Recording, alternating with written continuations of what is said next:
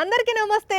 గరం గరం వార్తలకు స్వాగతం. అందరూ మంచిగా ఉన్నారు కదా? వార్తలు చూసేందుకు తయారుగా ఉన్నారా? చాలా వార్తలు ఉన్నాయి, ఆలస్యం చేయకుండా చూద్దాం. ముందుగా హెడ్లైన్స్ చూసేద్దాం పార్రి. బిహెచ్ కాకా, ఈ లవ్ మర్డర్ లేందే అసలు 50 ఏళ్ళ రాజకీయంలో ఉన్నా కానీ ఈ మర్డర్స్ ఏంటి నాకు అర్థం కాదు. సీఎం కాన్వాయ్లనే కొట్టిండ్రు నీళ్ల డీజిలు. రోడ్డు మీదనే ఆగిపోయినాయి 19 వెహికల్లు. థింక్ బ్రాడ్ గో అబ్రాడ్ అంటున్న రాజేషు.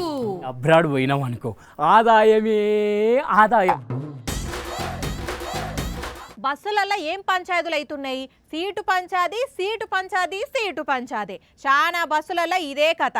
చెల్, నేను బస్ ఎక్కక ముందే సీట్ల ఖర్చు వేసిన అంటే ఏహెచ్ఎల్ మా చుట్టాలు పక్క ఊరి నుంచి వచ్చుకుంటూ నాకు ఫోన్ చేస్తే నేనే సీట్ ఆపమన్నా. అటువంటి సీటును నువ్వు తీసుకోవడం ఏంది అని మస్తు కీసులాడుకుంటున్నారు. చూస్తున్నాం, చాలా పంచాదులు స్టేషన్ వరకు పోయినాయి కదా. అయితే ఇక్కడ ఎవరికి పంచాది అయ్యిందంటే,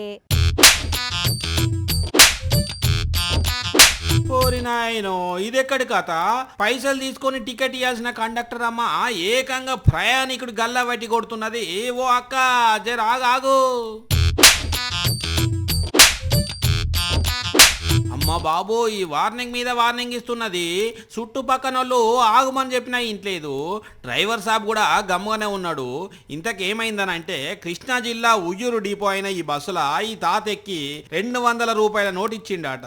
మరి కండక్టర్ అమ్మ దగ్గర చిల్లర ఉన్నదో లేదో తెలియదు కానీ ఏందో గునిగినట్టు మాట్లాడిందట.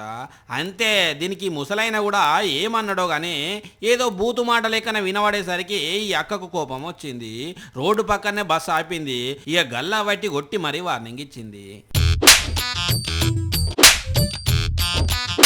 ఇక అర్జెంట్ పని మీద పోయేటోళ్ళంతా మేడం జరా ఏమనుకోకుండ్రి, లేట్ అవుతున్నది, బస్సు తీయమంటే అక్క పోయి బస్సు ఎక్కింది.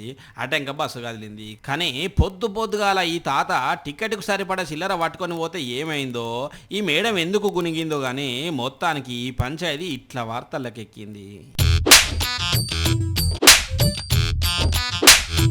మనం మోతబరి రాజేష్ తోని తలకాయ నొప్పి అవుతున్నది. ఎన్నడూ టైంకు వార్త పట్టుకురాడు. అసలు ఎక్కడున్నాడో కదా ఇంతకు. అమెరికా అమెరికా అమెరికా, అందమైన అమ్మాయిలంటే అమెరికా, అంతులేని ఆనంద నిధుల అమెరికా, ఎంత చూసినా తనివి తీరని అమెరికా అమెరికా. ఓ ఎగురుడు ఆపుతావా జరా? కాసేపు కూడా సంబరపడనియవు కదా మనిషి నువ్వు. అయినా ఇంకెన్ని రోజులు గాని వీసా వచ్చేదాకా నీ నస భరించాలే, తప్పదు. వీసానా? Yes, I'm going to. America పోతున్నావా? అంటే డైరెక్ట్ అమెరికా కాదు, ఫస్ట్ కెనడాలో కాలు పెట్టి, జాబ్లో అడుగుపెట్టి, డబ్బులు పోగుపెట్టి, అట్నుంచి అటు అమెరికా పోతాను మామో, అన్న సెటిల్ అయితాను మామా. బాగున్నాయి పగటి కలలు. కలలు కంటూ కూర్చోవడం నీ పని, కెనడా పోయి కట్టలు సంపాదించడం నా పని. కట్టల కోసం కష్టాలు అవసరమా చెప్పు? ఫారెన్ పోయి పైసలు సంపాదించడం కష్టమా? ఉన్న జాగలుండి ఉన్న దానితోని తృప్తి పడాలి గాని ఆడికి పోతా అంత సంపాదిస్తా అని ఎగురితే ఎల్లెలు కలబడాల్సి వస్తుంది. ఈడ ఎన్ని రోజులున్నా ఏం ఫాయిదా ఉన్నది చెప్పు? అదే అబ్రాడ్ పోయినాం అనుకో, ఆదాయమే ఆదాయం. పార్ట్ టైం చేసుకున్నా ఫుల్ పైసలు వస్తాయి. ఎవలాలు నీకు చెప్పింది? చెప్పేదే ఉన్నదబ్బా, అందరికి తెలిసిందే కదా ఈ ముచ్చట. ఇండియాలోండి ఇంతింత సంపాదించే బదులు అబ్రాడ్ పోయి అంతంత సంపాదించడు బెస్ట్ కదా.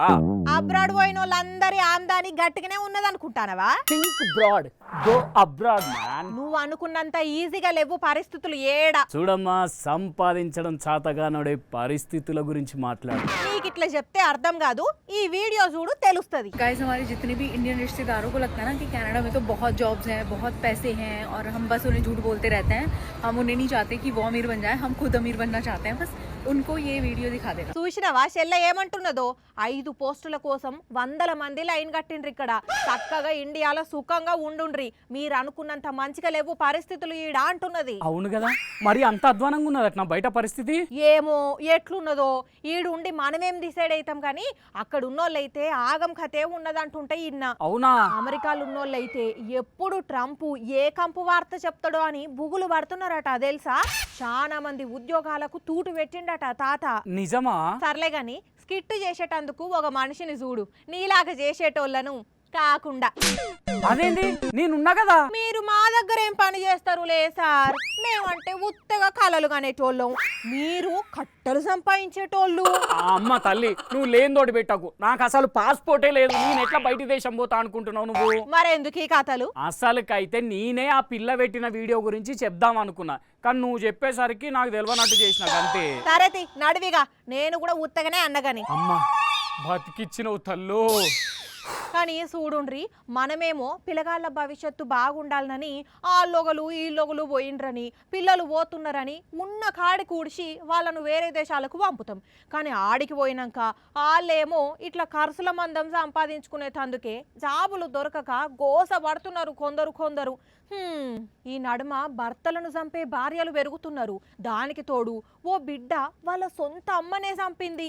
ఇవన్నిటికీ ప్రేమలు, అక్రమ సంబంధాలే కారణం. మరి దీని గురించి మా విహెచ్ సార్తోని మాట్లాడదాం. నాడెట్లా ఉండే పరిస్థితులు నేడెట్లున్నాయి అనేది. సారు ఏంది ఇదంతా? లవంగంతోడు చేస్తారు, పెళ్ళవంతోడు చేసుకుంటారు. ఆ లవర్ గాడు వచ్చేసి అసలు భర్తను చంపేస్తున్నాడు. ఏం చేసుడు సార్ దీనికి? నేను 50 ఏళ్ళ రాజకీయంలో ఉన్నా, కానీ ఈ మర్డర్స్ ఏంటి నాకు అర్థం కాదు. అవు ఈ నడుమ మరీ ఎక్కువైపోతున్నాయి. నేను చిన్నగా ఉన్నప్పుడు హరిశ్చంద్ర సినిమా చూస్తే యమధర్మరాజు ఎత్తుకపోతుంటే నా భర్తను కాపాడమని కోరిన సినిమాలు చూశాను. ఇప్పటి సినిమాలు అట్లుంటున్నాయా? సమాజం ఎక్కడ పోతుంది? మీకే కాదు, చాలా మందికి అట్లనే అనిపిస్తుందట. గతంలో ఆడపడుచు అంటే ప్రతి ఒక్కరికి గౌరవం ఉండే, ఇప్పుడు భార్య లేదు, భర్త లేదు. భర్త భార్యను చంపుతుండు, భార్య భర్తను చంపుతుంది. ఏందో ఈ మార్పు. 18th సెంచరీలో సమాజం గురించి కొట్లాడిండ్రు ఆల్మొగలు. ఇప్పుడు ఆల్మొగలు ఎప్పుడు చంపాలి మొగడు, పెళ్ళాన్ని ఎప్పుడు చంపాలని వీడికి ఏంది? ఇది సమాజమేనా? ఇది నాకు అర్థం కాదు. ఇదేం పోయే కాలం సార్. స్కెచ్ కూడా భార్యనే వేస్తున్నాయా బాబు? ఇది కొత్త సిరీస్ ఉన్నది. అసలు దీనికి మూలం ఎక్కడ పడుతున్నదంటారు విహెచ్ సార్? సాఫ్ట్వేర్ లో కో లివింగ్ స్పేసెస్ అని పెట్టినాడు. అవునవును, ఇవి బాగా పెరిగిపోతున్నాయి కూడా ఈ నడుమ. ఆడపిల్ల మగపిల్ల ఒకే రూమ్ లో ఉంటారట. అమ్మాయి ఉండొచ్చు, అబ్బాయి ఉండొచ్చు, ఒకే రూమ్ లో ఉండాలంటే ఇది ఎక్కడ న్యాయం అండి? ఒకప్పుడైతే ఆడపిల్ల మగపిల్లగాడు మాట్లాడుకోవాలంటేనే భయపడేటోళ్ళు, సిగ్గుపడేటోళ్ళు. కానీ ఇప్పుడు కలిసే ఉంటున్నారు, వాళ్ళు ఎవరో తెలియకపోయినా. ఆడపిల్ల రూము లో మగపిల్లాడు ఇద్దరే ఉంటే ఏ పరిస్థితి వస్తుందో చెప్పండి. దీని మీద కొద్దిగా ప్రభుత్వం ఆలోచన చేయాలి. సర్కారు మీదేనాయే, మీరే చెప్పాలి సారిగా.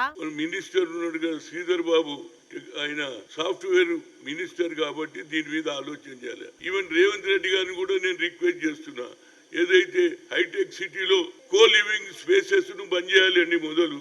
అవునవును, సోషల్ మీడియాకు నేను చేతులతో రిక్వెస్ట్ చేస్తున్నా. దేనికి సార్? దీన్ని ఎక్కువ చూపించకుండా బాబు. చిన్న పిల్లలు కూడా మా అమ్మ మా నాయననే చంపింది కాబట్టి ఆ అమ్మాయి కూడా ఏం చేస్తుంది, నేను కూడా మొగని చంపాలనే ఆలోచన వస్తుందా లేదా? అట్లనే తల్లిదండ్రులకు కూడా ఓ మాట చెప్పాలంటే ఏం చెప్తారు సార్ మీరు? తల్లిదండ్రులు కూడా మార్పు రావాలి. భార్య ఇద్దరు లవ్ చేస్తే పోనీ అనాలి. పెళ్లి ఎందుకు చేస్తున్నా మీరు? దీని మీద ఇట్లనే కొట్లాడుతారా, ఇంతటితో ఇడిచిపెడతారా? ప్రెస్ కాన్ఫరెన్స్ పెట్టినాక నేను ఇడుస్తాను రాబోయేదని ఉంటే దాని వెంబడే ఉంటాను నేను. అమ్మో, మీరు ఒక్కసారి పట్టిందంటే అస్సలుగా ఇడిచిపెట్టారు. మళ్ళోసారి మాట్లాడదాం సార్. ఇక మరి ఉంటున్నా. ఇక ఇవి మరి ఇయాల్టి గరం గరం వార్తలు. మళ్ళా రేపు ఇదే టైంకు ఇట్లనే చాలా వార్తలతోని కలుసుకుందాం. అప్పటిదాకా చూస్తూనే ఉండండి సాక్షి టీవీ. టైం యాదుకున్నది కదా, రాత్రి 8:30కి, మళ్ళీ పొద్దుగాల 8:30కి ఉంటాం మరి.